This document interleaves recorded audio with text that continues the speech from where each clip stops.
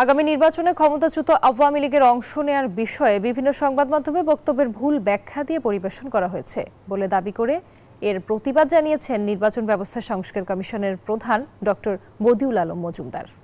এই বিষয়টা নির্বাচন কমিশনের বিষয় এবং যে যারা আইন কানুন বিধিবিধান মেনে নির্বাচন অংশগ্রহণ করতে পারবে তাদের ব্যাপারে আমি বাধা দেখছি না।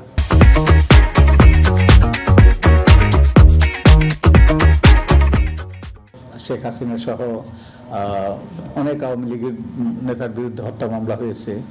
এগুলো শুরু হওয়ার আগে আওয়ামী লীগের পক্ষে রাজনৈতিক কর্মকাণ্ডে অংশ নেওয়া এবং নির্বাচনে অংশ নেওয়া অসম্ভব বলে আমি মনে করি। তো তা সত্ত্বেও একটা ভুল বোঝাবুঝির সৃষ্টি হয়েছে। তো আমি এই ভুল বোঝাবুঝিটার অবসান চাই।